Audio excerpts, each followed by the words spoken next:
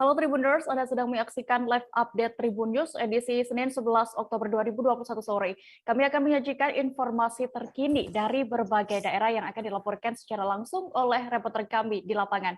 Bersama saya Diamita, inilah live update selengkapnya. Kita menuju ke kabar pertama, Tribuners. Kasus pencurian di Banjar Sidembunut, Kelurahan Cempaka, Bangli, Bali berhasil diungkap jajaran Satreskrim Polres Bangli. Pelaku pencurian diketahui bernama Nikade Ardiasih, yang tidak lain merupakan menantu korban. Wanita 24 tahun itu menggasak uang tabungan milik mertuanya senilai puluhan juta yang disimpan di rumah. Informasi lengkapnya akan disampaikan oleh rekan jurnalis dari Tribun Bali, ada Freddy Mercury yang kini sudah tersambung bersama kami. Halo rekan Freddy. Halo dia.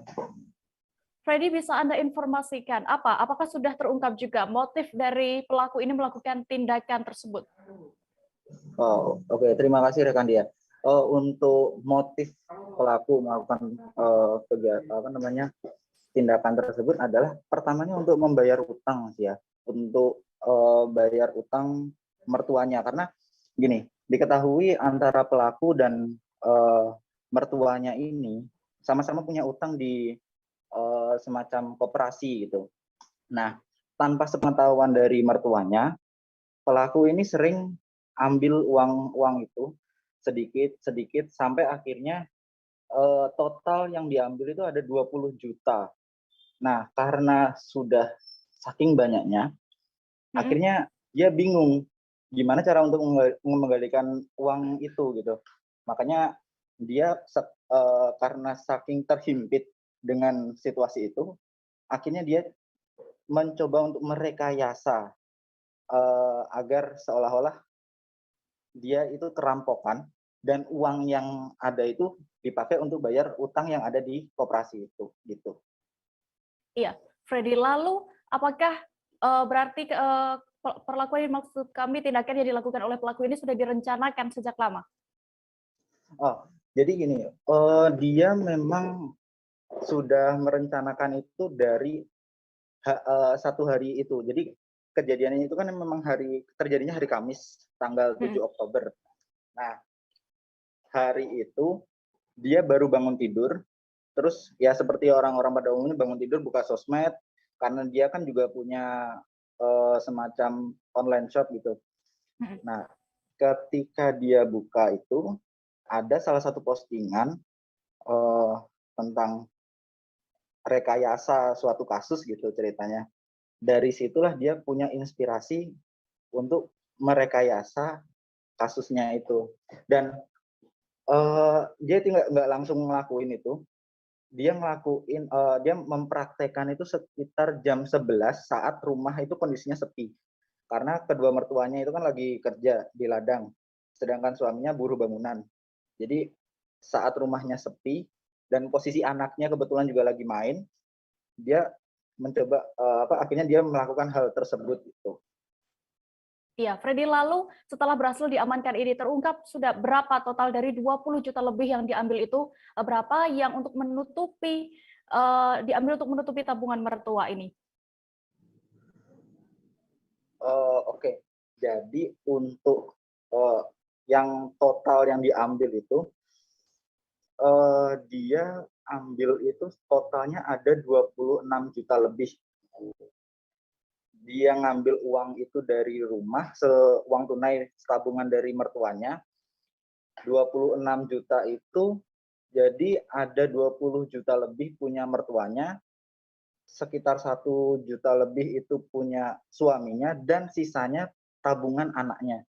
Itu yang dipakai, yang diambil dia untuk nutup tabungan mertuanya yang ada di koperasi gitu. Ya, baik. Tribuners, tadi juga rekan Freddy sudah berhasil mendapatkan keterangan dari Kapolres Bangli, AKBP I Gusti Agung Danau Aryawan, terkait kasus ini. Berikut kami tampilkan liputan lengkapnya. Ingin menguasai atau ingin mengambil uang daripada mertuanya, ya, ingin mengambil uang daripada mertuanya. Yang kita temukan adalah sebanyak 26 juta lebih itu yang sudah disetorkan kepada di ini koperasi KSP Martesari, ya, disetorkan. untuk rekayasa Pak? Jadi begini, jadi yang bersangkutan ini memang kenapa dia melakukan pencurian itu karena memang dalam tekanan ya. Karena yang bersangkutan sebenarnya kan dengan ibu mertuanya itu sama-sama menabung di KSP Mertesari itu. Nah, dalam perjalanannya tersangka ini sering mengambil tanpa diketahui oleh ibu mertuanya, mengambil uang sedikit gitu, tapi sering akhirnya cukup banyak yang sudah dia ambil ya, 20 jutaan lebih itu, akhirnya kebingungan. Nanti mertua saya tahu bagaimana kan, kebingungan. Akhirnya bagaimana dia mencari cara untuk menutup itu. Ya. Jadi setelah tersangka ini melakukan rekayasa, kemudian mengambil uang yang diambil ini kan uang mertuanya sebanyak 23 lebih itu, kemudian uang suaminya 1,5 juta, kemudian uang celengan anak-anaknya juga diambil, dan cincin emas yang ada, cincin emas mertuanya juga diambil. Dari Bali kita beralih ke Lampung, Tribuners. Jajaran Satres Narkoba Polresta Bandar Lampung meringkus 2 orang yang terlibat penyalahgunaan narkotika. Keduanya diketahui berinisial B, berusia 29 tahun, dan J, 35 tahun. Ditetapkan sebagai tersangka bandar besar narkotika jenis sabu. Detail informasinya akan disampaikan oleh rekan wartawan kami dari Tribun Lampung, Joviter Husin, yang kini sudah bergabung bersama kami. Halo, Joviter. Halo, Dea. Joviter, bisa Anda jelaskan bagaimana kronologi hingga diringkusnya 2 bandar narkoba jenis sabu ini oleh polisi? Berapa jumlah barang bukti yang turut disita saat penangkapan mereka? Baik, Dea. Bisa saya sampaikan dari keterangan Kapolresta Bandar Lampung, penangkapan ini berawal dari tersangka B yang ditangkap pada 5 Oktober lalu di sekitar Kebun Jeruk, Tanjung Karang Timur. Beberapa hari kemudian, jajaran Polresta melakukan pengembangan dan akhirnya menangkap 1 tersangka lagi berinisial J. J sendiri diamankan di wilayah Sukarame, Bandar Lampung. Dari kosan tersangka J, polisi mendapatkan 13 paket sabu atau dengan berat sekitar 1 kilo. Dari kedua tersangka ini, jajaran Polresta Bandar Lampung mengamankan 1,02 kg narkotika jenis sabu. Baik, Dea. Iya. Lalu untuk modus dari aksi yang dijalankan oleh 2 bandar sabu ini seperti apa? Ya, seperti diketahui bahwa kedua tersangka ini merupakan sindikat narkotika jaringan Aceh. Polisi juga menerangkan bahwa J mendapatkan sabu dari seseorang berinisial R yang merupakan pemain besar di Aceh. Saat ini aparat kepolisian sudah menetapkan R sebagai DPO dan sedang dilakukan pengembangan. Baik, ya. Iya. Lalu terkait pengembangan itu, apakah masih ada indikasi adanya pelaku lain nantinya berarti, Joviter? Ya, sampai saat ini polisi masih menyelidiki dugaan tersangka R yang diduga kerap bermain di wilayah Provinsi Lampung. Namun tidak menutup kemungkinan bahwa Satres Narkoba Polresta akan bekerjasama dengan jajaran Polda Aceh untuk menangkap pelaku atau bandar utama di wilayah tersebut. Baik, Dea. Iya. Tribuners, berikut kami tampilkan keterangan dari Kapolresta Bandar Lampung, Kombes Ino Haryanto, yang sudah didapatkan oleh rekan Joviter.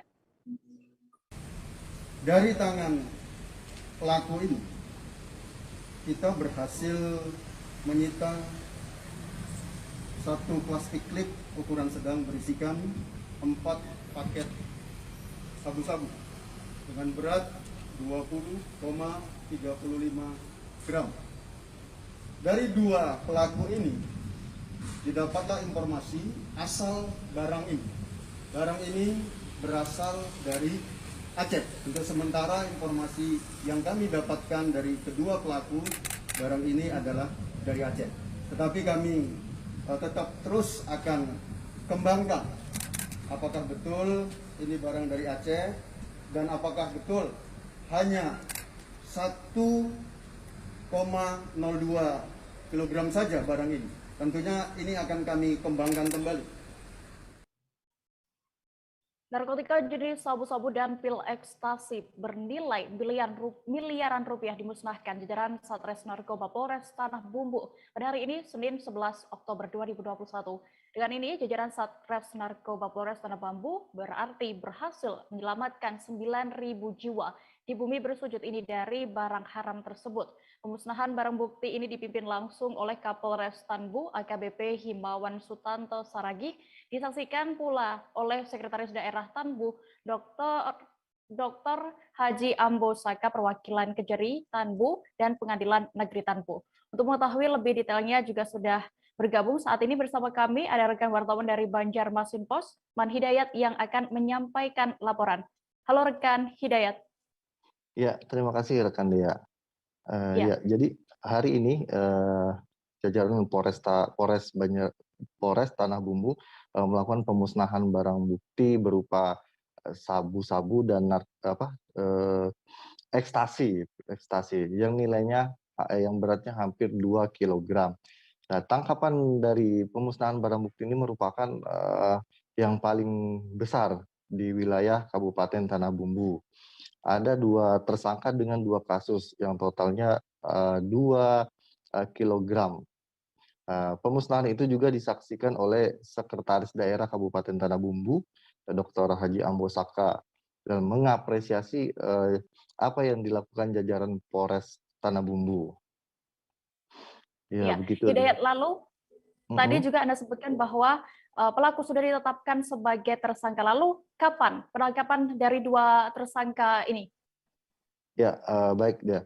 Untuk 2 tersangka itu inisial HR itu dengan berat 1,7 atau hampir 2 kg itu ditangkap pada tanggal 27 September 2021 kemarin. Dan sebelumnya satu lagi tersangka SY, inisial SY itu ditangkap pada tanggal 25 September. Jadi hanya berselang 2 hari, 2 tersangka ini berhasil ditangkap jajaran Satres Narkoba Polres Tanah Bumbu.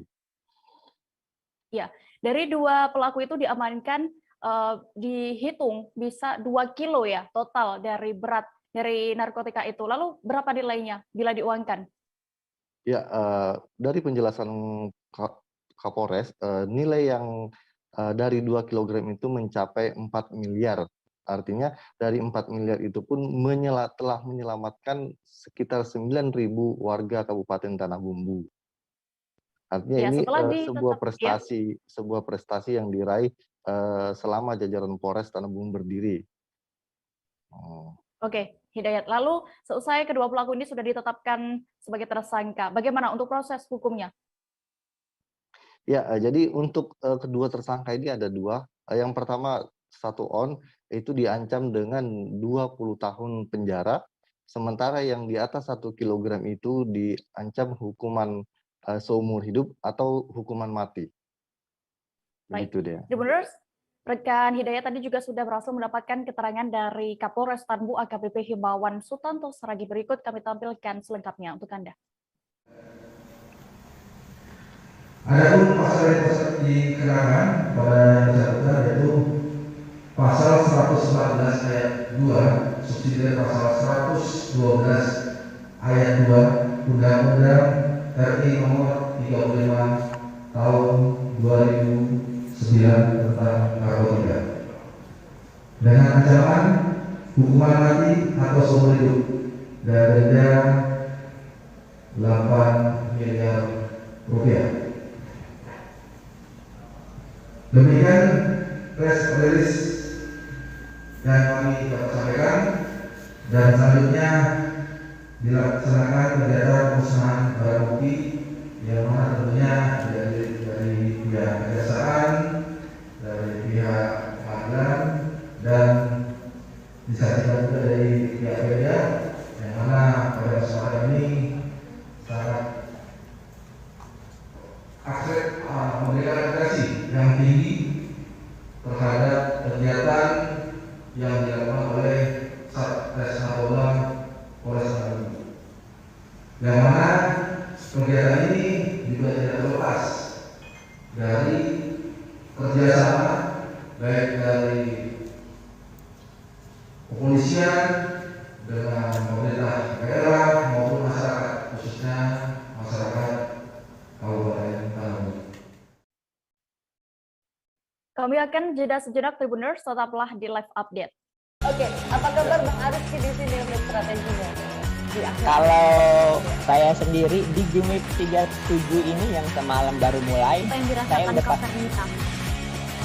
Sebenarnya aku nggak ngerasain penangkapan atau penggerebegan atau apapun itu, karena gini loh, posisinya aku kriteria.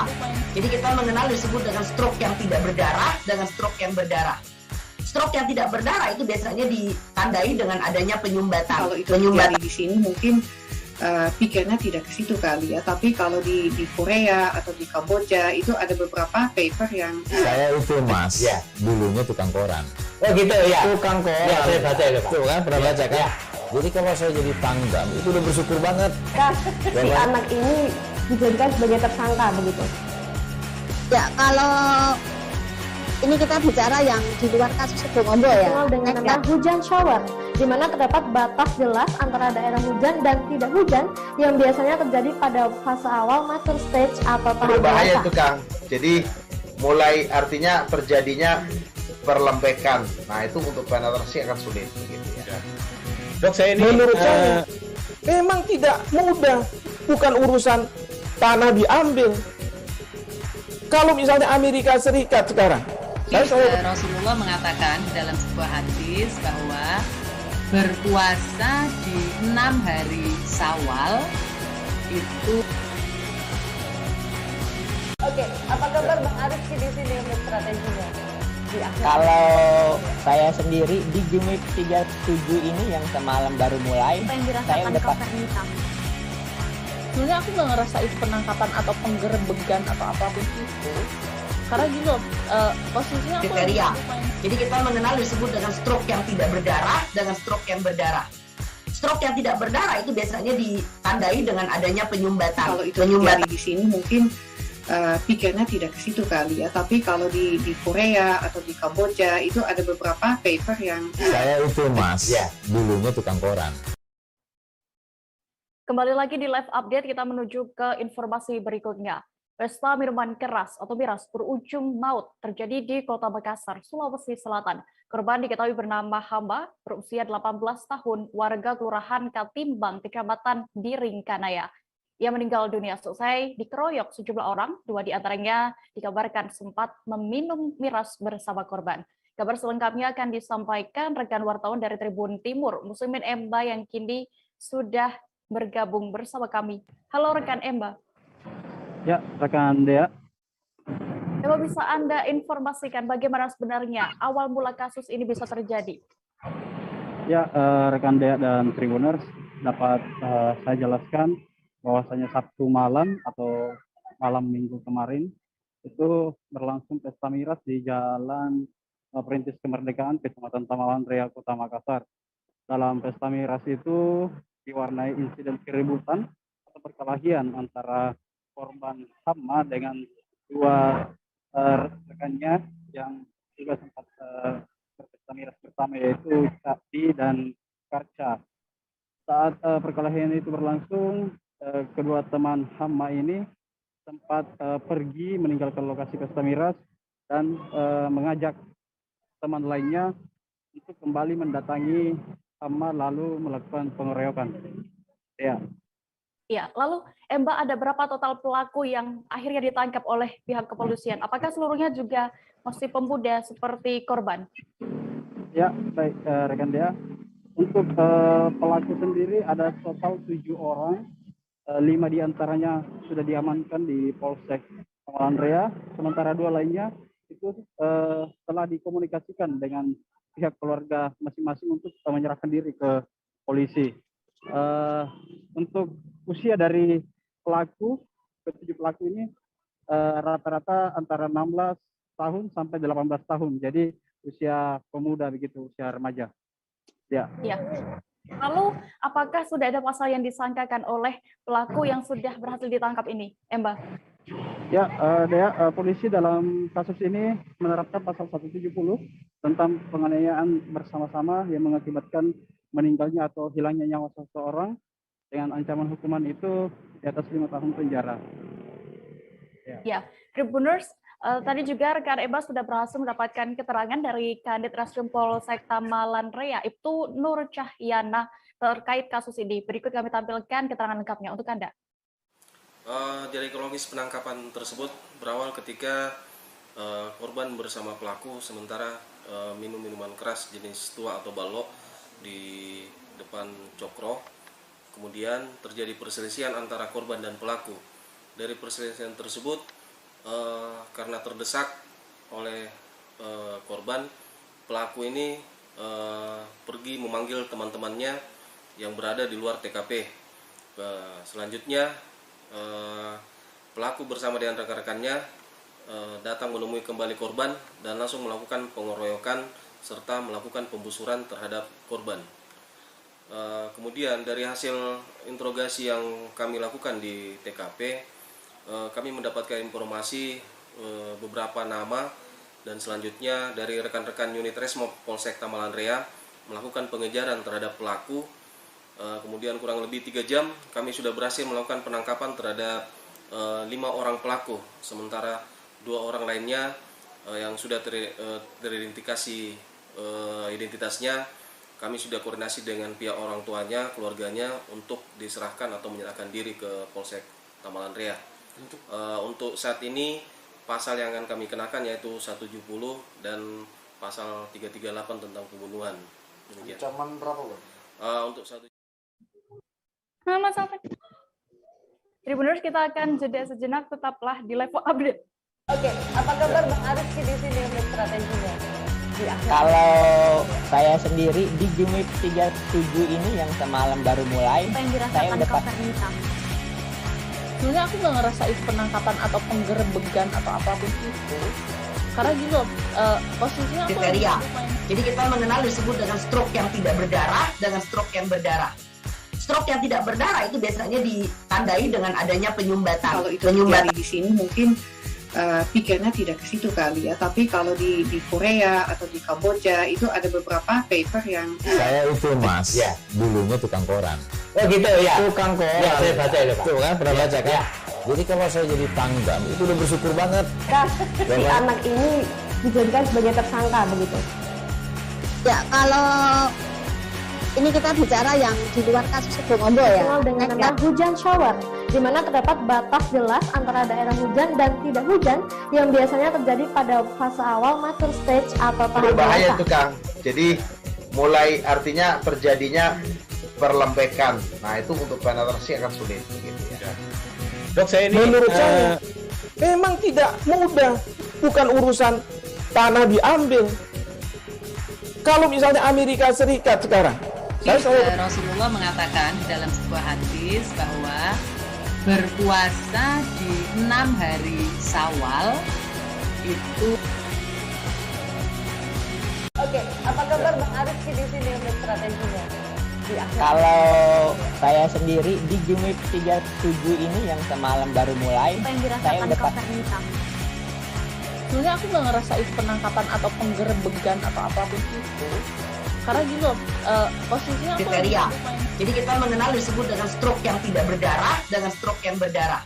Stroke yang tidak berdarah itu biasanya ditandai dengan adanya penyumbatan. Kalau itu terjadi di sini mungkin pikirnya tidak ke situ kali ya, tapi kalau di Korea atau di Kamboja itu ada beberapa paper yang saya itu Mas, ya, dulunya tukang koran.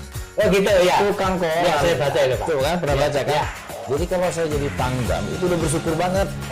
Si anak ini dijadikan sebagai tersangka begitu. Ya, kalau ini kita bicara yang di luar kasus Sebongombo ya. Dengan nama hujan shower, di mana terdapat batas jelas antara daerah hujan dan tidak hujan yang biasanya terjadi pada fase awal mature stage atau tahap berbahaya itu Kang. Jadi mulai artinya terjadinya perlembekan. Nah itu untuk penetrasi akan sulit. Gitu ya. Dok, saya ini menurut saya memang tidak mudah, bukan urusan tanah diambil.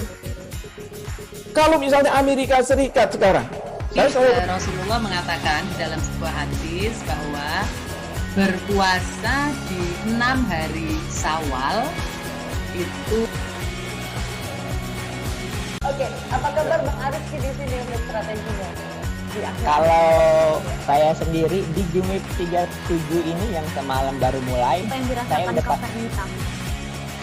sebenarnya aku nggak ngerasain penangkapan atau penggerebegan atau apapun itu, karena gitu posisinya aku kriteria. Jadi kita mengenal disebut dengan stroke yang tidak berdarah dengan stroke yang berdarah.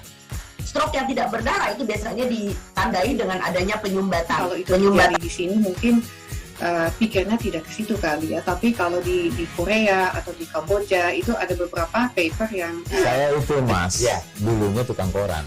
Oh gitu ya, Tukang koran. Ya, saya baca itu Pak. Tuh kan pernah baca kan? Ya. Jadi kalau saya jadi Pangdam itu udah bersyukur banget. Si anak ini dijadikan sebagai tersangka begitu. Ya, kalau ini kita bicara yang di luar kasus Sebongombo ya. Dikenal dengan nama hujan shower, di mana terdapat batas jelas antara daerah hujan dan tidak hujan yang biasanya terjadi pada fase awal mature stage atau tahap Berbahaya dewasa. itu Kang. Jadi mulai artinya terjadinya perlembekan. Nah itu untuk penetrasi akan sulit. Gitu ya. Dok, saya ini menurut saya memang tidak mudah, bukan urusan tanah diambil. Kalau misalnya Amerika Serikat sekarang, Rasulullah mengatakan dalam sebuah hadis bahwa berpuasa di 6 hari Syawal itu. Terima kasih Tribuners, Anda masih menyaksikan live update. Kita menuju ke informasi berikutnya. Sejumlah tempat wisata di Kabupaten Lingga kini kabarnya mulai diburu para pengunjung di waktu weekend atau akhir pekan. Salah satunya di objek wisata Pemandian Batu Ampar, Kecamatan Singkep. Pantauan Tribun Batam, ratusan pengunjung tampak bersenang-senang menikmati pemandian air dari pegunungan itu. Detail informasinya akan disampaikan langsung oleh rekan wartawan kami dari Tribun Batam. Ada Febri Yoanda yang kini sudah bergabung bersama kami. Halo rekan Febri. Ya baik, halo rekan Dea, selamat sore. Ya, Febri, sebelumnya ini bisa Anda gambarkan dulu bagaimana perkembangan kasus COVID-19 di Kabupaten Lingga sendiri sehingga tempat wisata ini kabarnya sudah kembali diburu oleh warga. Baik, Dea, perlu saya sampaikan bahwa untuk saat ini ya di wilayah umumnya Provinsi Kepulauan Riau itu sudah memasuki PPKM level 1 ya, di mana untuk perkembangan ya khususnya di Kabupaten Lingga sendiri ya, untuk di wilayah Lingga itu sendiri sudah hampir memasuki zona hijau ya, yang di mana dari 13 kecamatan, 12 kecamatan itu sudah 0 kasus ya untuk kasus aktif dan 1 kecamatannya tersisa 1 kasus. Jadi untuk Kabupaten Lingga saat ini hanya tersisa 1 kasus aktif ya COVID-19 sehingga sebentar lagi Lingga sendiri akan memasuki zona hijau. Jadi untuk status ini ya mulai akhir pekan ya 1 minggu atau 2 minggu yang lalu ya para pengunjung warga Lingga khususnya di wilayah Singkep berdasarkan pantauan saya mulai berbondong-bondong memburu ya wisata, tepatnya wisata unggulan ya yang berada di wilayah setempat, di mana pada pantauan saya akhir pekan tadi bahwa sejumlah pengunjung dari wilayah Singkep itu lebih banyak diburu di wisata Batu Ampar dan juga beberapa wisata pantai lainnya, begitu deh. Oke, lalu dari pantauan Anda Febri, tempat wisata mana saja memang yang di Pulau Singkep ini yang memang sering menjadi pilihan para pengunjung untuk berwisata? Baik deh, untuk pantauan saya kemarin weekend itu ya, untuk pantauan sendiri itu ada air terjun Pemandian Batu Ampar sendiri. Terus ada juga saya memantau satu lokasi di Ambung Bukit Tumang dan juga terakhir di pantai wisata Sunset Desa Sungai Buloh. Namun di wilayah Singkep sendiri itu terdapat banyak pilihan ya, khususnya di Kecamatan Singkep itu ada pilihan pantainya dan juga air panasnya atau wisata alamnya, yaitu ada Pantai Batu Berdaun, Pantai Sergang, dan wisata Batu Ampar dan juga wisata air panas. Dan juga ada di Kecamatan Singkep Barat itu ada Bukit Tumang, Pantai Sunset Desa Sungai Buloh, dan juga ada wisata sejarah ya dari Desa Tinjol. Dan juga di wilayah Kecamatan Pesisir itu rata-rata hampir semuanya di bibir pantai itu tempat wisata. Terakhir ada juga di Kecamatan Singkep Selatan, itu juga menawarkan sejumlah pantai ya, itu namanya Pantai Resang, begitu dia. Biasanya itu memang paling sering dikunjungi ya, berdasarkan pantauan saya tadi, itu di lokasi Batu Ampar, lokasi Pantai Sergang, lokasi Pantai Batu Berdaun, dan lokasi Pantai Sunset dan juga pemandian air panas. Gitu dia. Iya, Febri, meskipun memang sudah PPKM sudah turun level ya di sana, tapi pastinya tetap ada aturan agar kasus COVID-19 di sana tidak kembali melonjak. Nah, ini apa saja aturan yang harus diterapkan wisatawan saat memasuki tempat wisata di Lingga, dan apakah juga mereka tetap menerapkan prokes dengan baik di sana? Baik, Dea, kalau untuk syarat yang harus dipatuhi ya oleh wisatawan itu ya tentunya dengan menerapkan protokol kesehatan ya sesuai dengan aturan Satgas COVID-19. Namun berdasarkan pengetahuan saya memang ada beberapa masyarakat yang masih patuh ya, yang masih peduli ya akan terhadap penyebaran COVID-19 ini. Namun beberapa masyarakat juga tampak lalai ya dan tampak juga tidak menggunakan masker saat memasuki wilayah pantai atau tempat wisata ya, terkhususnya untuk ketegasan pengelola tempat wisata itu belum ada ketegasan sehingga beberapa wisatawan itu belum dianjurkan untuk memakai masker gitu. Baik, terima kasih rekan jurnalis Febrianda untuk informasinya dari Batu Ampar. Selamat kembali bertugas. Kita beralih ke informasi berikutnya, Tribuners. Puluhan kaum milenial tampak antusias mengikuti vaksinasi COVID-19 secara massal pada hari ini, Senin 11 Oktober 2021. Kegiatan ini diselenggarakan oleh Perempuan Jenggala yang bekerja sama dengan pemerintah daerah, kemudian juga TNI, Polri, dan Rubasan. Vaksinasi massal bagi remaja dan masyarakat tersebut berlangsung di halaman Rubasan kelas 1 Cirebon, Jalan Kasambi, Kota Cirebon. Untuk mengetahui lebih detailnya sudah bergabung bersama kami, ada rekan jurnalis dari Tribun Cirebon, Ahmad Imam Bayhaki yang akan menyampaikan laporan. Halo rekan Imam.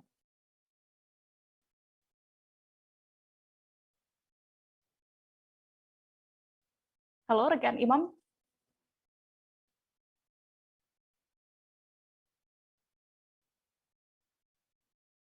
Halo rekan Imam, bisa mendengar kami dari studio?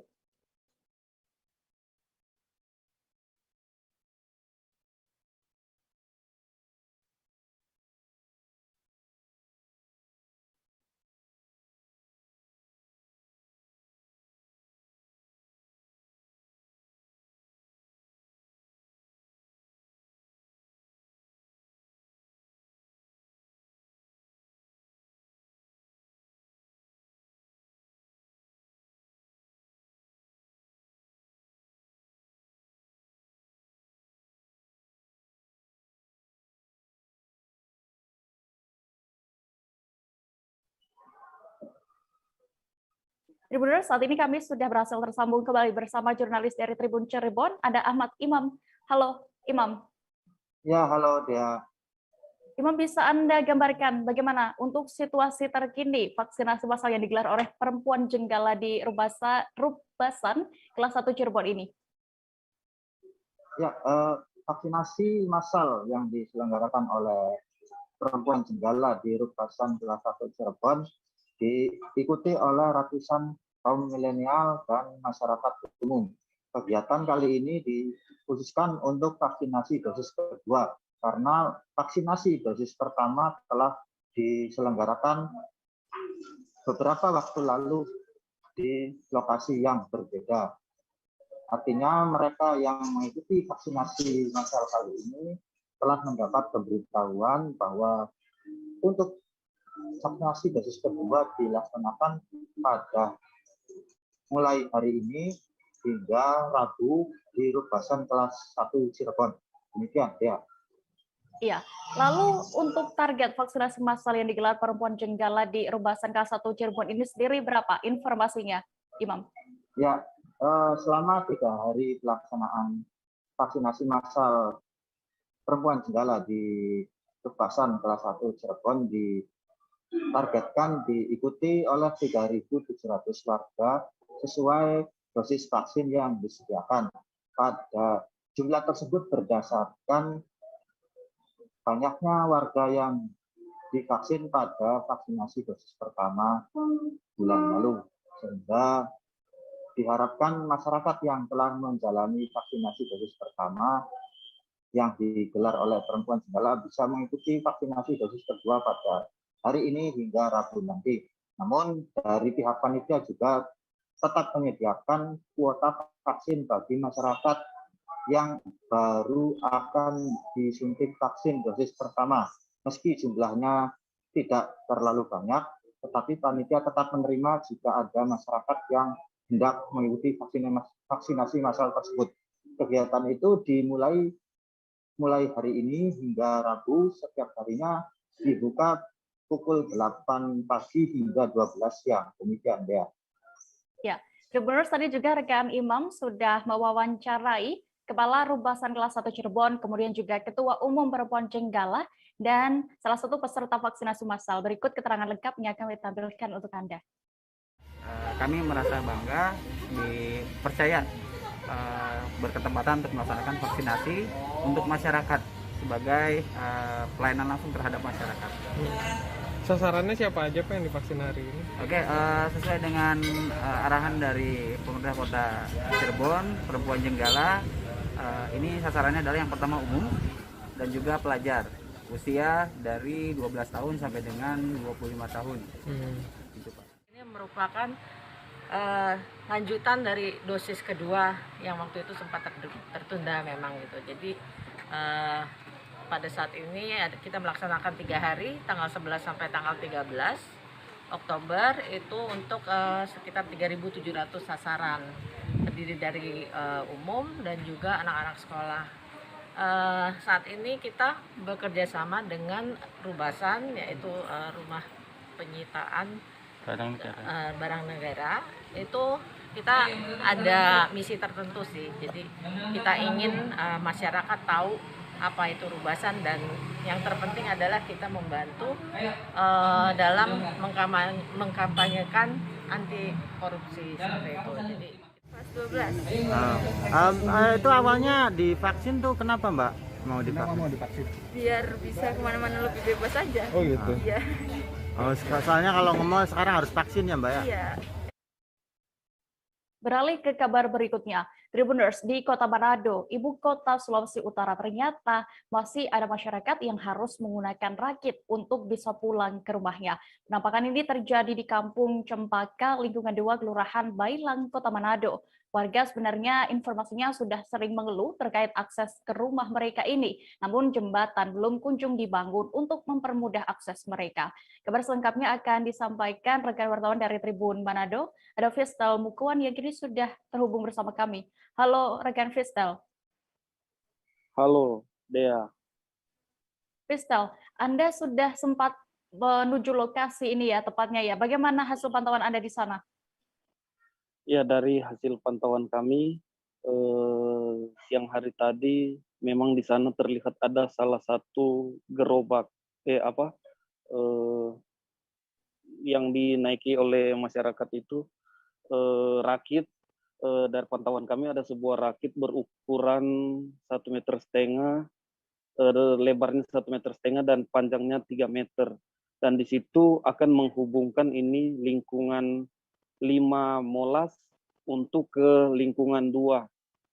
Lingkungan 2 ini Cempaka, sehingga untuk mengakses jalur ini warga harus menaiki ini rakit ini. Dan cara mereka untuk melintasi sungai ini, mereka sudah mengikatkan tali dari lingkungan 5 ke lingkungan 2. Dan dari tali ini ada 2 tali.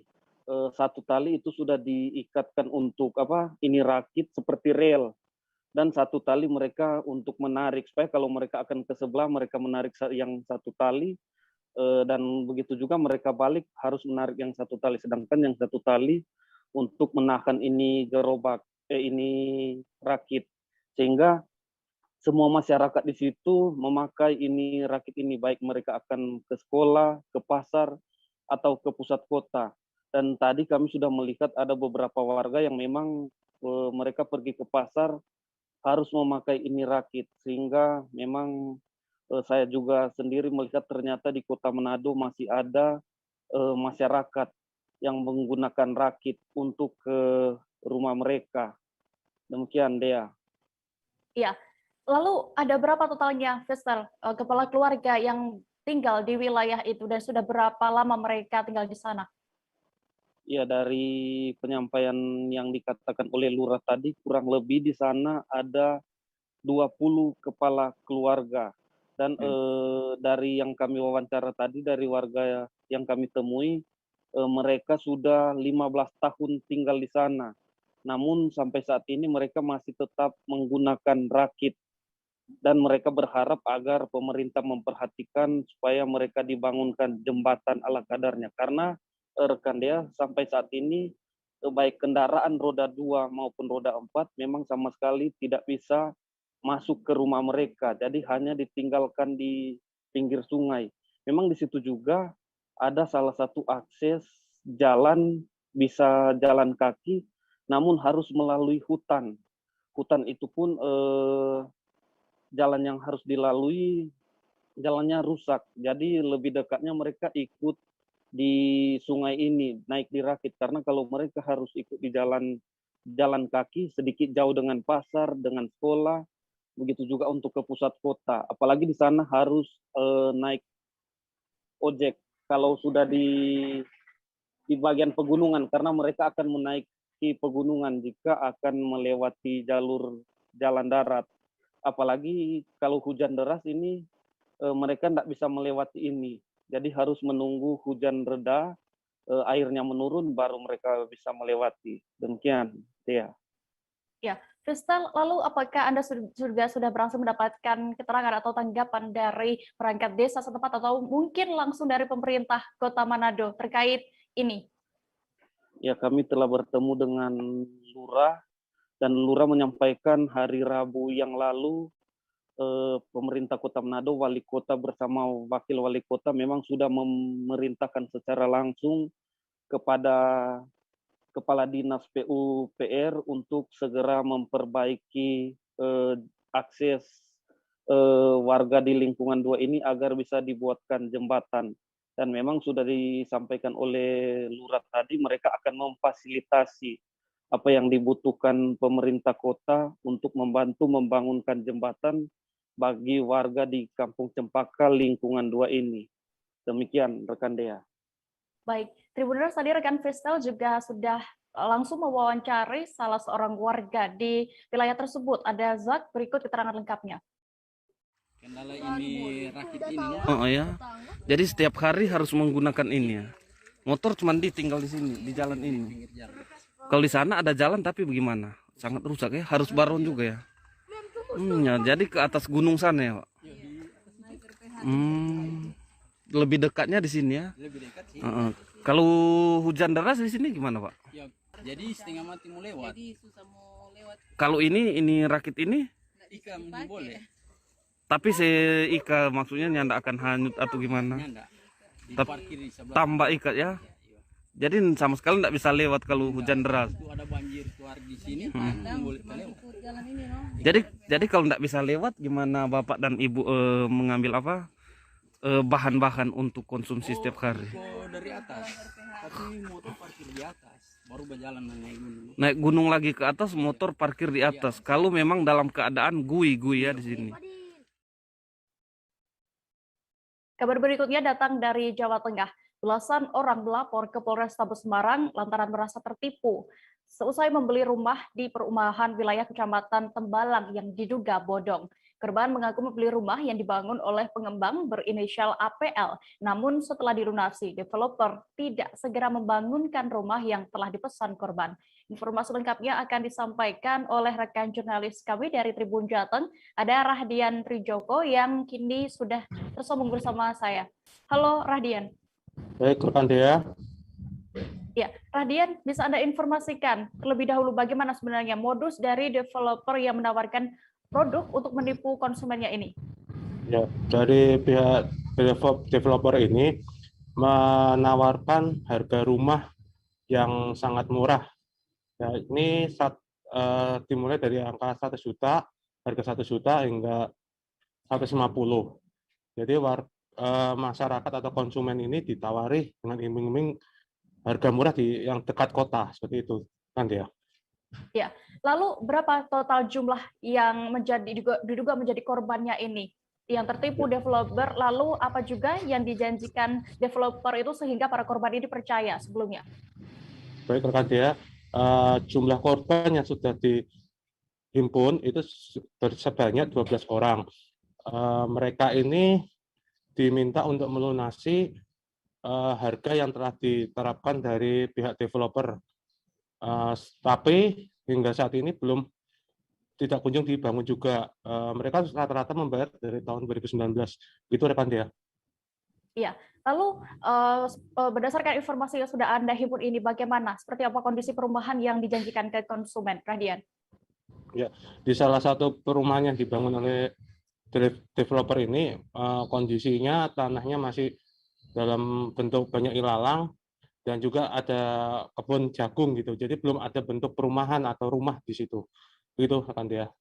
Ya, saya sempat percaya ini ya, Radian. Apa yang akhirnya membuat para konsumen ini ragu dan akhirnya merasa ditipu oleh developer itu?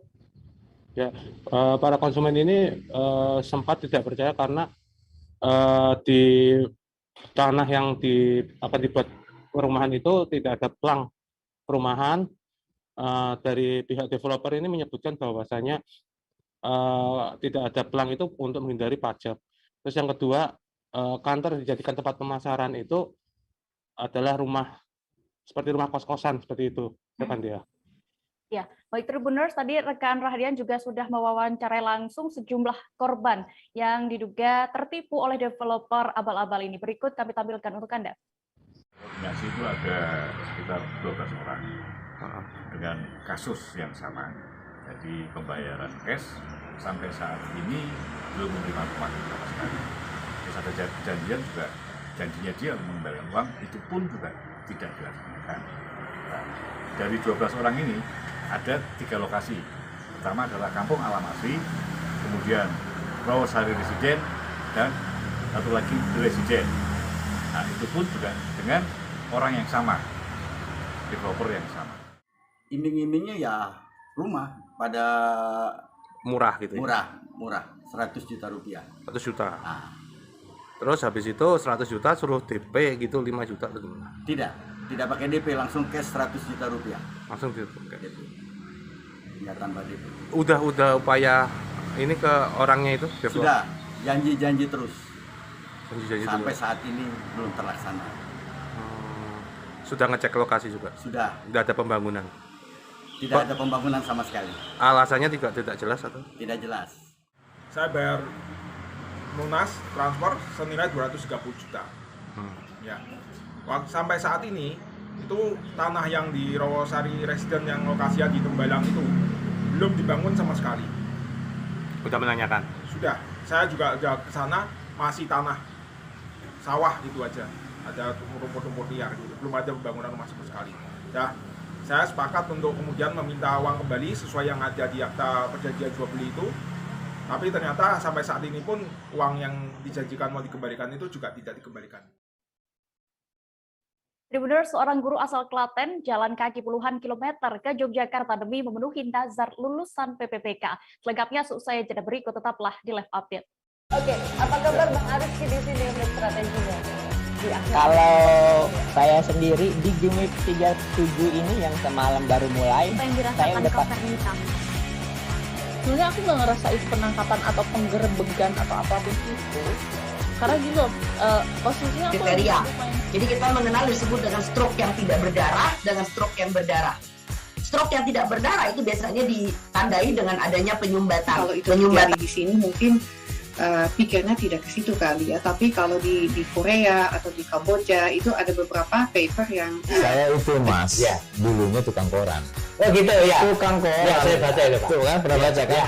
Jadi kalau saya jadi pangdam itu udah bersyukur banget si anak ini dijadikan sebagai tersangka begitu ya. Kalau ini kita bicara yang di luar kasus Sebongombo ya, dengan nama hujan shower, di mana terdapat batas jelas antara daerah hujan dan tidak hujan yang biasanya terjadi pada fase awal mature stage atau tahap berbahaya itu Kang. Jadi mulai artinya terjadinya perlembekan. Nah itu untuk penetrasi akan sulit gitu ya. Dok, saya ini menurut saya memang tidak mudah, bukan urusan tanah diambil. Kalau misalnya Amerika Serikat sekarang Rasulullah mengatakan dalam sebuah hadis bahwa berpuasa di 6 hari Syawal itu Oke, apa kabar Bang Ariski di sini untuk strateginya? Kalau saya sendiri di Jumip 37 ini yang semalam baru mulai, saya udah sebenarnya aku nggak ngerasain penangkapan atau penggerebegan atau apapun itu, karena gitu. Terima kasih Tribuners, Anda masih setia menyaksikan live update. Kita menuju ke kabar berikutnya. Pemerintah Kota Serang akan merelokasi Pasar Taman Sari, Kota Serang, Banten.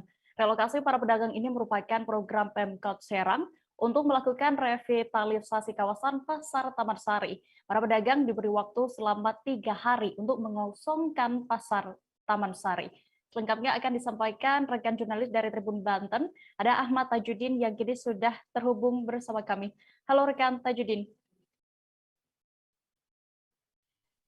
Halo rekan Dea. Iya, bisa Anda jelaskan bagaimana untuk proses relokasi Pasar Taman Sari ini? Bagaimana juga tanggapan para pedagang mendengar kabar ini?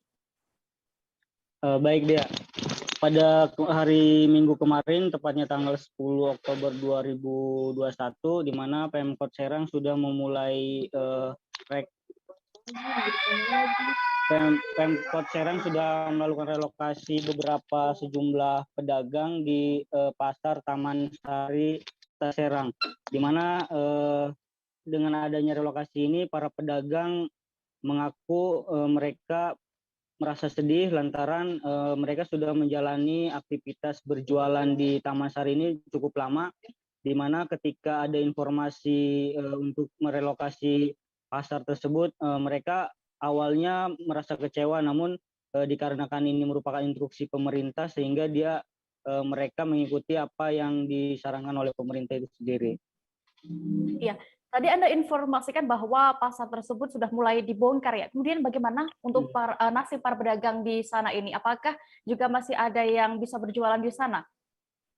Baik, untuk informasinya sendiri, relokasi pasar ini sudah dilakukan sejak tanggal 10 hingga 3 hari ke depan, di mana dalam 3 hari ini para pedagang di Pasar Taman Sari ini diminta Pemkot Serang untuk segera mengosongkan aktivitas atau kegiatan di Pasar Taman Sari, di mana para bangunan yang ada di sana diminta untuk dilakukan pembongkaran dalam waktu 3 hari tersebut.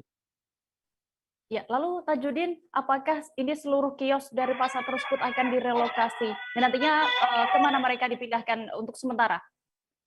Baik, di Pasar Taman Sari ini sendiri, menurut informasi yang diterima bahwa jumlahnya ada sekitar 230 pedagang, di mana 230 pedagang ini rencananya mereka akan dipindahkan di Pasar Kepandean dan juga Pasar Lama, di mana dari 230 para pedagang yang di Taman Sari ini mereka dipindahkan ke tempat yang baru agar mereka bisa menjalankan aktivitas berjualan kembali di pasar yang sudah disediakan oleh Pemkot Serang.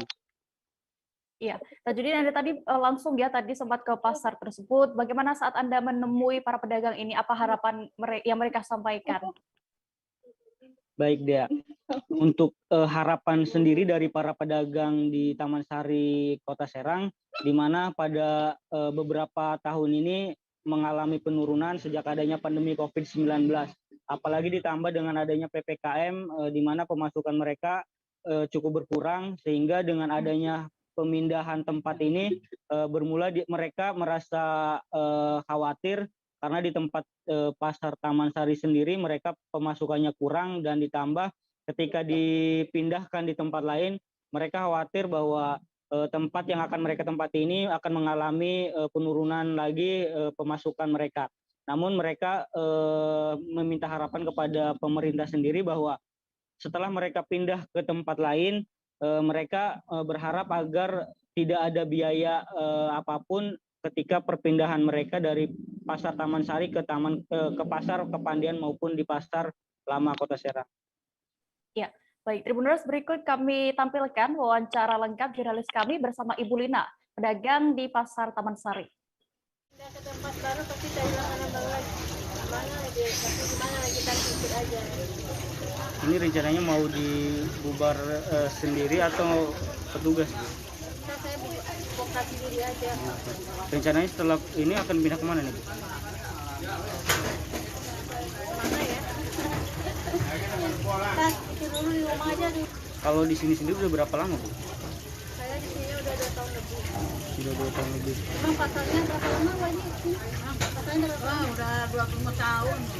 Ya udah 2008. Kayaknya baru cuman ya sebentar lagi. Jadi pas ketika tahu ini mau dibubarin ini sedih gitu? Sedih lah. Mana anak 4 lagi ya? Dengan Ibu siapa, Bu? Ibu apa? Lina. Ibu Lina. Ini jualan apa aja nih, Bu? Saya bumbu jadi. Makanya hari ini nggak belanja itu ya, habisin sisa yang kemarin aja. Kalau untuk di rencana pembubarannya ini udah tahu sejak kapan, Bu? Udah berapa bulan lalu kalau nggak salah. Awalnya kan mau dibongkar tanggal 6, nggak jadi makanya lagi sampai tanggal 10 salah ya bagi ya. Beralih ke Kalimantan Timur, Polresta Samarinda resmi merilis temuan pungutan liar dalam pengurusan program pendaftaran tanah sistematis lengkap atau PTSL yang dilakukan oleh Lurah Sungai Kapih Edi Apriliansyah yang dibantu oleh seorang magelar bernama Rusli. Press release tersebut pun dilakukan di depan Mapolresta Samarinda pada hari ini, Senin 11 Oktober sore. Informasi lengkapnya akan disampaikan oleh rekan wartawan dari Tribun Kaltim, Rita Lavenia, yang kini sudah tersambung bersama kami. Halo rekan Rita. Halo Dea dan Tribuners. Rita, bisa Anda Anda informasikan kembali lebih jelasnya siapa yang mendalangi aksi pungli ini dan sejak kapan dilakukan sebenarnya? Ya, hai Tribuners dan Dea, saya jelaskan sebelumnya ya. Awal pengungkapan kasus ini setelah banyak masyarakat ya yang merasa janggal dengan tarif PTSL yang dirasa begitu mahal. Nah, setelah dan melaporkan ke Mapolresta Samarinda. Setelah ditelusuri, benar Lurah Sungai Kapih dibantu makelarnya melakukan pungli, pendaftaran tanah sistematis lengkap atau PTSL. Nah, menurut keterangan Wakapolresta Samarinda AKBP Eko Budiarto, yang mendalangi aksi ini adalah lurah itu sendiri dan dibantu makelar Rusli yang mengaku sebagai PNS juga, padahal dia hanya karyawan biasa, staf biasa ya Tribuners dan Dea. Nah, aksi mereka sudah terjadi dilakukan sejak November 2020 tahun lalu Tribuners dan Dea. Iya, lalu Rita, berdasarkan informasi yang berhasil Anda himpun ini, berapa setiap pengurusan ini tarif yang ditentukan oleh pelaku? Oke, nah setiap pengurusan ini sebenarnya dibedakan beberapa tarifnya sesuai dengan kelas. Nah, tarifnya itu sebesar 1,5 juta rupiah dengan tanda tangan bermaterai Rp10.000 ya. Terus untuk kelas 1 per kafling atau 200 meter persegi itu dikenakan tarif 1,5 juta rupiah. Nah, tapi kalau kelas 2 atau tanah yang strategis berada di pinggir jalan itu harus menambah 1,5 juta rupiah. Jadi totalnya 3 juta untuk tanah di kelas 2 ini Tribuners dan Dea. Iya. Rita, lalu apakah kedua orang pelaku ini saat ini sudah ditetapkan sebagai tersangka dan berapa jumlah dari setiap pengurusan itu mereka menentukan jutaan rupiah itu tadi ya, uang yang sudah mereka dapatkan juga? Oke ya, saat ini Polresta Samarinda sudah meresmikan kedua oknum ini sebagai tersangka ya. Dan sejauh ini dari keterangan pihak kepolisian sudah ada, untuk keterangan tambahannya ya, dari pihak kepolisian ada informasi sudah ada 1.485 orang yang membayar uang formulir atau mendaftar PTSL ini.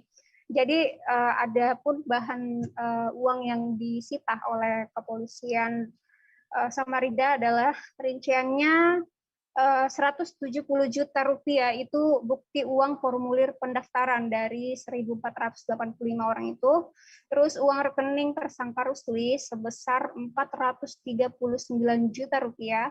Kemudian ada juga uang yang sudah berhasil ditransfer ke Lurah Sungai Kapih itu sendiri sebesar 45 juta rupiah. Jadi totalnya itu Dea 678 juta rupiah, 350.000 rupiah yang menjadi barang bukti. Ada juga dokumen administrasi pendaftaran PTSL, terus 2 buku tabungan tersangka, dan 1 buah handphone yang ikut diamankan. Nah, saat ini Polres Sungai Kapit dan maklarnya sudah ditetapkan sebagai tersangka dan terancam pidana maksimal 20 tahun penjara. Dea dan Tribuners. Ya, baik. Terima kasih rekan Rita Lavenia untuk laporannya dari Samarinda. Selamat kembali bertugas. Kita beralih ke informasi berikutnya, Tribuners.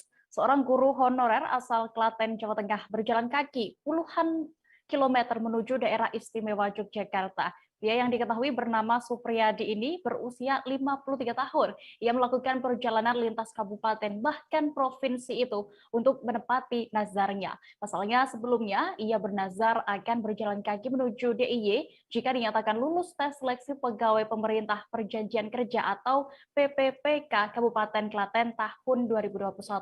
Detail informasinya akan disampaikan langsung oleh rekan jurnalis Tribun Jogja. Ada Al-Murfi Sofian yang kini sudah bergabung bersama kami. Halo, rekan Al-Murfi. Halo, rekan Dea. Ya, Al-Murfi Sofian, bagaimana bisa Anda ceritakan kembali guru yang nazar berjalan kaki Klaten Jogja tersebut? Ini berjalan kaki atau berlari ya yang benar? Ya, Dea, dapat saya sampaikan guru tersebut melaksanakan nazar jalan kaki dari Klaten menuju Yogyakarta. Guru ini merupakan seorang guru honorer yang mengajar mata pelajaran olahraga di SMP Negeri 1 Trucuk, Kabupaten Klaten. Kemudian Bapak guru ini yang bernama Supriyadi ini mengikuti tes pegawai pemerintah dengan perjanjian kerja atau P3K. Setelah Bapak Supriyadi dinyatakan lulus pada Jumat 8 Oktober 2021 kemarin, ia bernazar untuk melaksanakan aksi jalan kaki dari tempat dia mengajar ke Yogyakarta. Dan aksi itu nazar tersebut telah ditunaikan oleh Bapak Supriyadi pada Minggu 10 Oktober kemarin. Bapak Supriyadi berjalan kaki sejauh kurang lebih 37 km dengan lama perjalanan sekitar 10 jam. Ya, Pak Supriyadi itu menurut pantauan kami melaksanakan aksi jalan kaki sekitar pukul 6 pagi dari SMPN 1 Trucuk hingga pukul 16.00 tiba di kampus Universitas Negeri Yogyakarta. Demikian, Dea. Ya, berdasarkan informasi yang Anda dapatkan, Sofian, memang sudah berapa lama sebenarnya Pak Supriyadi ini menjadi guru honorer selama ini? Ya, Dea, berdasarkan wawancara dengan Pak Supriyadi saat dia istirahat di Jalan Yogyakarta Solo di depan pabrik gula Gondang, Kecamatan Jogonalan, Kabupaten Klaten. Waktu itu Bapak Supriyadi bercerita jika dia telah menjadi guru honorer di SMPN 1 Trucuk sejak tahun ajaran 2003-2004. Itu kurang lebih sekitar 16 tahun. Nah, selama belasan tahun menjadi guru honorer itu, dia sangat bersyukur setelah dinyatakan lulus tes P3K tersebut, sehingga menunaikan nazar yang ia janjikan begitu. Selama belasan tahun mengajar, ia juga bercerita banyak suka duka yang ia alami, tetapi karena kecintaannya terhadap dunia pendidikan dan dunia olahraga di Kabupaten Klaten, makanya dia bisa betah menjadi guru honorer selama 16 tahun. Demikian dia. Ya, lalu alasannya sendiri kenapa memilih menepati nazarnya ini untuk berjalan ke Jogja, ini tepatnya menuju UNY? Ya, dia Pak Supriyadi ini merupakan alumni dari Fakultas Ilmu Keolahragaan Universitas Negeri Yogyakarta. Ia tamat angkatan tahun 1997. Setelah lulus dari Universitas Negeri Yogyakarta tersebut, ia sempat mengajar di beberapa sekolah swasta di Semarang. Namun sejak tahun 2003 sampai tahun ajaran 2003-2004, ia mulai mengajar sebagai guru honor di SMP 1 Trucuk.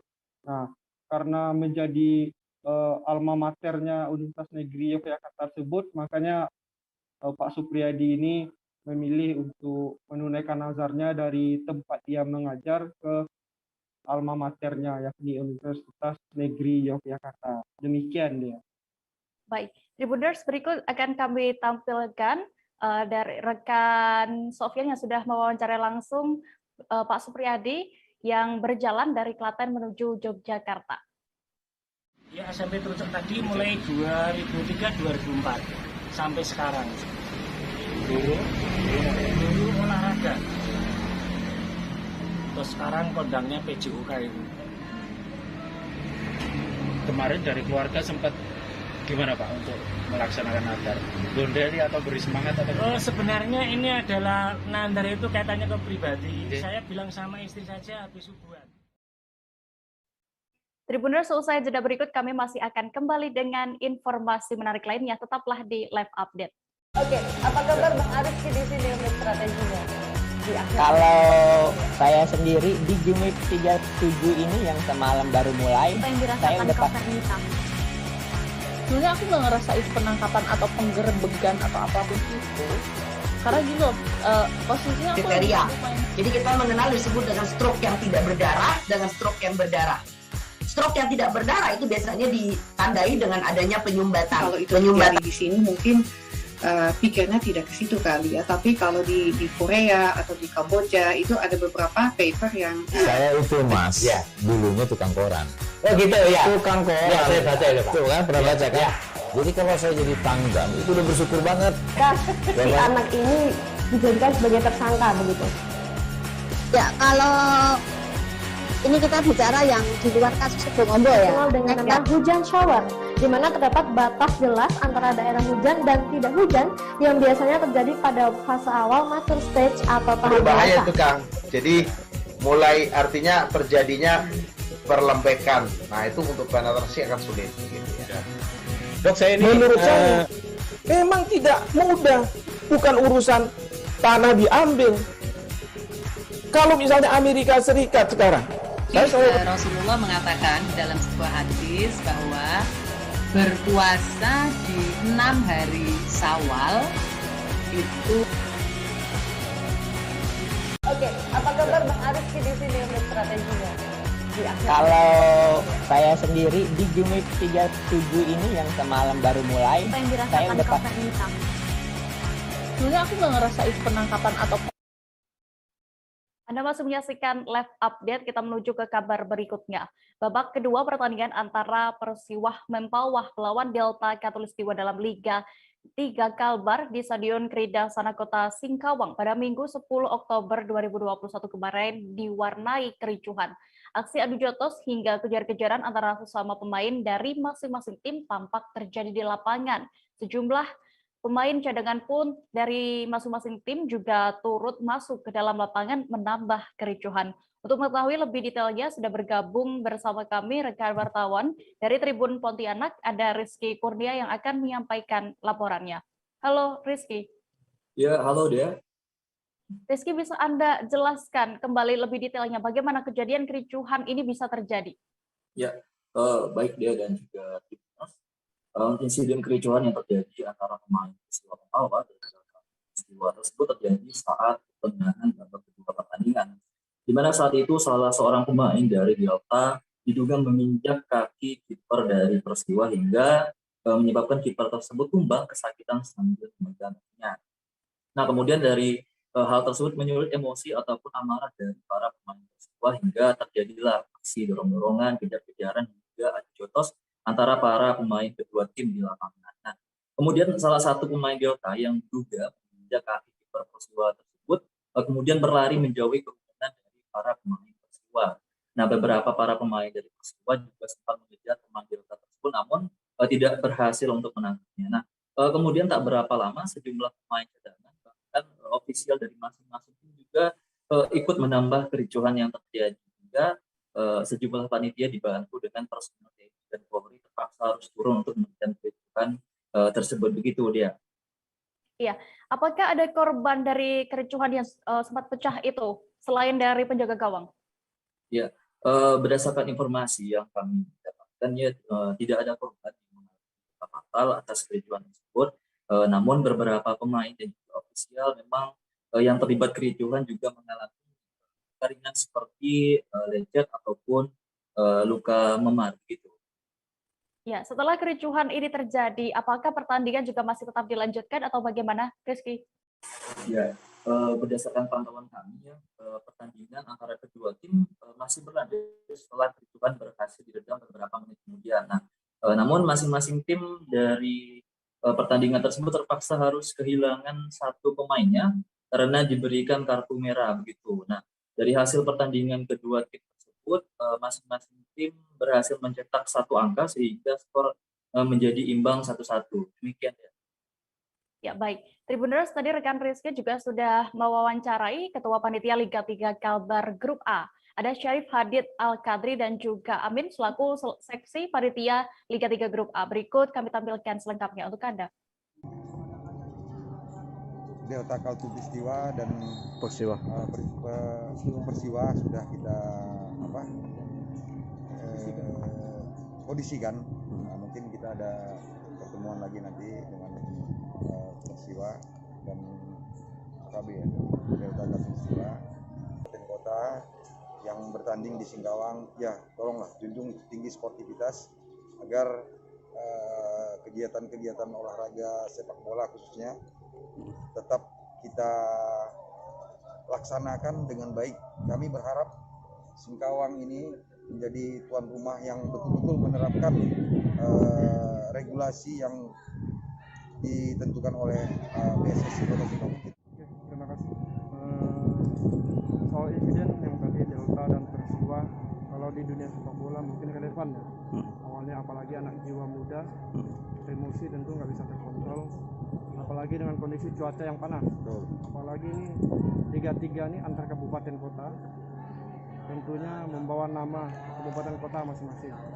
Tentang adanya peristiwa tadi itu dihentikan, mungkin sedikit insiden lah. Insiden, namun di dalam pertandingan kami sebagai panitia pelaksana selalu sigap untuk mengatasi permasalahan tadi sampai kita bersama perangkat pertandingan bisa mengatasi sehingga pertandingan ini dapat kita lanjutkan dengan selesai. Pembawa acara senior Dorce Gamalapa dikabarkan tengah dirawat di Rumah Sakit Primaya Hospital, Jalan Kahandur Ali, Kalimalang, Kota Bekasi. Ia mengalami penurunan kesadaran pada Kamis 8 Oktober 2021 hingga harus menjalani perawatan intensif di sana. Sempat dikabarkan masuk ICU. Kini informasinya Dorce Gamalapa sudah dipindah ke ruang rawat inap untuk pemulihan lebih lanjut. Kabar selengkapnya terkait bagaimana kondisi terkini dari Dorce Gamalapa akan disampaikan rekan jurnalis dari Tribun Jakarta. Ada Yusuf Bahtiar yang kini sudah terhubung bersama kami. Halo rekan Yusuf. Ya, rekan Yusuf bisa Anda informasikan? Rekan Dia dan Tribuners. Ya, baik. Rekan Yusuf bisa Anda informasikan bagaimana kondisi kesehatan dari Dorce Gamalapa saat ini? Baik, Tribuners, saat ini saya telah mengonfirmasi dari pihak keluarga ataupun kerabat dekat Dorce Gamalapa bahwa artis senior Dorce Gamalapa sudah mulai pulih dari sakit yang diderita. Adapun pada saat pertama kali dibawa ke Rumah Sakit Primaya Hospital Kota Bekasi pada Kamis tanggal 8 Oktober 2021 lalu, Dorce sempat mengalami penurunan kesadaran.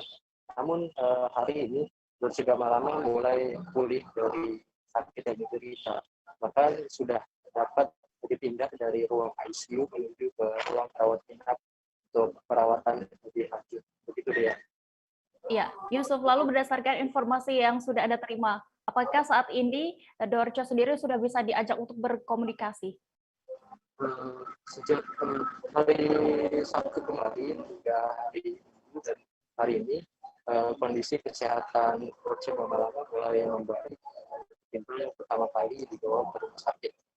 Pun berdasarkan informasi dari salah satu sahabat Dorce Gamalapa, Betty Sunjaya, Dorce sudah dapat berkomunikasi dengan keluarga dan juga kerabat dekat ya. Adapun hari ini juga Dorce sudah dapat diajak berbicara, ngobrol, bahkan sudah bisa diajak bercanda dan tertawa. Hanya saja kondisi kesehatannya masih perlu perawatan sehingga dokter masih perlu merawatnya di ruang rawat inap, begitu deh ya. Iya, Yusuf tadi sempat Anda sebutkan bahwa Dorce ini sempat tidak sadarkan diri karena terjatuh. Bisa Anda ceritakan bagaimana untuk kronologis Dorce ini bisa sampai jatuh? Berdasarkan informasi dari pihak keluarga yang disampaikan anak Dorce Gamalama, Siti Khadijah, bahwa Dorce Gamalama memang mengalami sakit sebelumnya pada Kamis tanggal 8 Oktober 2021 kemarin. Pada saat itu memang Dorce dalam keadaan sakit dan dia menjalani perawatan di rumah. Namun pada saat malam ketika anaknya hendak memberikan makan, Dorce sempat tidak merespon dan tidak memberikan apa-apa ketika dibangunkan. Namun pihak keluarga langsung bertindak cepat membawa Dorce ke rumah sakit Primaya Hospital. Adapun berdasarkan informasi pihak keluarga, Dorce Gamalama memang mengidap penyakit diabetes yang sudah diderita sejak lama. Kondisi kesehatannya memang dalam beberapa hari terakhir sebelum dilarikan ke rumah sakit memang sudah menurun dan mengalami perparahan pada Kamis tanggal 8 Oktober 2021 kemarin. Itu dia. Baik, Tribuners, tadi juga rekan Yusuf sudah berhasil melakukan wawancara, mendapatkan keterangan dari anak Dorce Gamalama. Siti Khadijah, berikut kami tampilkan untuk Anda. Tapi saya terima kasih dengan rumah sakit ini, tindakannya benar-benar luar biasa. Jadi pas datang beliau IGD, langsung tuh dokter, suster semua yang ada di IGD itu sangat luar biasa, bahkan tangani cepat. Jadi saya juga agak terlalu panik ya, walaupun saya panik saat itu, tapi saya menyaksikan ada sedikit meronta ya, meronta agak ada sedikit gelisah gitu. Jadi kita juga ada dokter, udah Bu, ini sudah kami tangani udah. Jadi semua itu dokter yang ada di IGD itu luar biasa, suster luar biasa. Jadi saya juga agak tenang karena tim medis itu luar biasa malam itu. Jadi langsung ditangani langsung. Kemarin itu ada pasang booster ya, rekam jantung, ada ya tadi untuk meninggikan kadar gulanya karena kan drop ya. Saya lihat kemarin itu cukup sudah di atas tensi gulanya 30 atau tidak naik drop, tapi dokter tuh betul-betul luar biasa. Bu, dibandingin tadi malam, kondisi terakhir dengan siang ini ada progres dan kemajuan nggak? Perubahannya luar biasa, ada perubahan. Tapi beliau sudah tenang, karena sudah tidak ada duka lagi, tidak ada rasa takut. Sekarang lebih tenang, karena tindakannya luar biasa.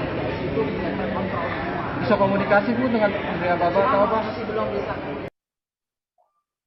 Pusat Kesenian dan Kebudayaan Taman Ismail Marzuki saat ini masih dalam proses revitalisasi. Revitalisasi ini dilakukan bertujuan untuk mengembalikan fungsi dari Taman Ismail Marzuki sebagai taman terbuka publik serta pusat edukasi. Selain dibuat lebih modern, wajah baru Taman Ismail Marzuki juga dibuat menjadi lebih unik dengan ciri khasnya masing-masing. Selengkapnya akan disampaikan rekan jurnalis kami dari Tribun Jakarta, ada Pebi Adeliana yang kini sudah terhubung bersama kami. Halo rekan Pebi. Halo rekan Dea. Ya, rekan Pebi, setelah Anda sempat langsung ya mengunjungi Taman Ismail Marzuki ini, bisa Anda gambarkan bagaimana update revitalisasi tim saat ini? Baik, rekan Dea, untuk Pusat Kesenian dan Kebudayaan Taman Ismail Marzuki atau yang dikenal dengan TIM di Jakarta Pusat ini memang saat ini masih dalam proses revitalisasi, di mana dalam pengerjaannya proses revitalisasi ini dilakukan secara bertahap. Pada tahap pertama meliputi pengerjaan Masjid Amir Hamzah, kemudian juga dengan dibangunnya struktur bangunan gedung panjang, dan untuk tahap kedua merupakan pengerjaan gedung Geraha Bakti Budaya dan sebagian eks-planetarium begitu. Nah, nantinya untuk pengerjaan tahap ketiga sendiri merupakan pengerjaan finalisasi di akhir begitu rekan Dea.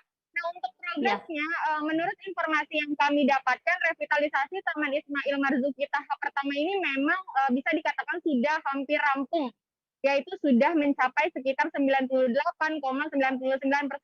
Sementara untuk progres revitalisasi tahap kedua, memang menurut informasi terupdate hingga periode 13 September kemarin masih mencapai 33,15%, begitu kan dia. Baik. Febi, informasinya bangunan-bangunan di tim ini direvitalisasi dengan desain yang unik dan modern itu tadi ya. Salah satunya informasinya terinspirasi dari lagu Rayuan Pulau Kelapa. Seperti apa informasi lengkapnya bisa Anda sampaikan? Ya, memang secara keseluruhan desain wajah baru Taman Ismail Marzuki ini memang dibuat lebih unik dan modern daripada yang sebelumnya. Nah, satu yang menarik perhatian merupakan gedung panjang yang pengerjaannya masuk ke dalam revitalisasi tahap pertama, begitu deh. Nah, gedung panjang ini sebenarnya merupakan gedung yang dimanfaatkan untuk perpustakaan dan juga wisma seni di Taman Ismail Marzuki yang terletak tepat di pinggir jalan raya, begitu. Nah, jadi memang tampilannya sendiri bisa terlihat langsung dari pinggir jalan raya Cikini.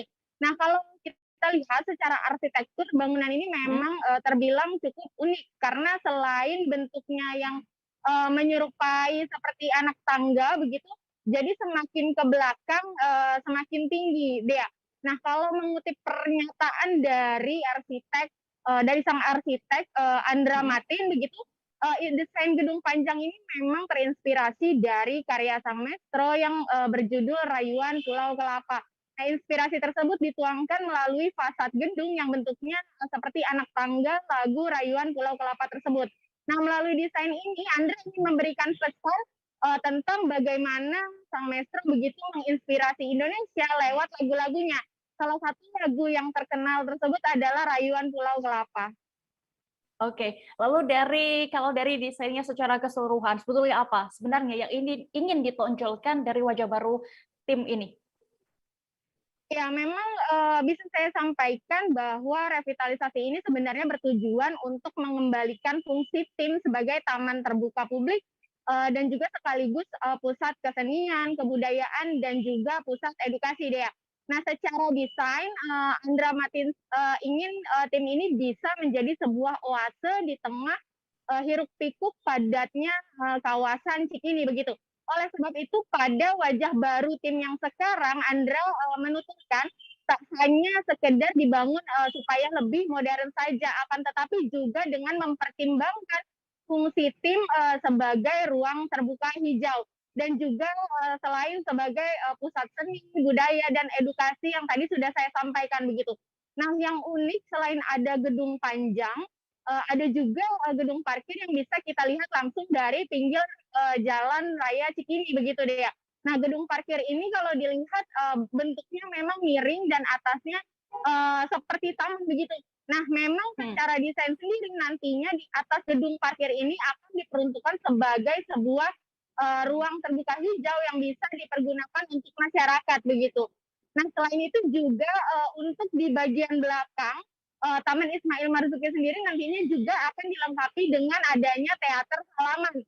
Nah, di sini nantinya masyarakat bisa memanfaatkan teater halaman tersebut sebagai sebuah ruang kreatif begitu, di mana orang bisa pentas di tengah halaman dengan konsep seperti sebuah amphitheater begitu dia.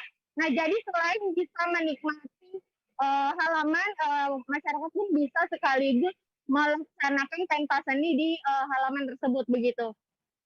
Oke, baik. Terima kasih rekan jurnalis dari Tribun Jakarta, Pak Febi Adeliana untuk informasi Anda. Selamat kembali bertugas.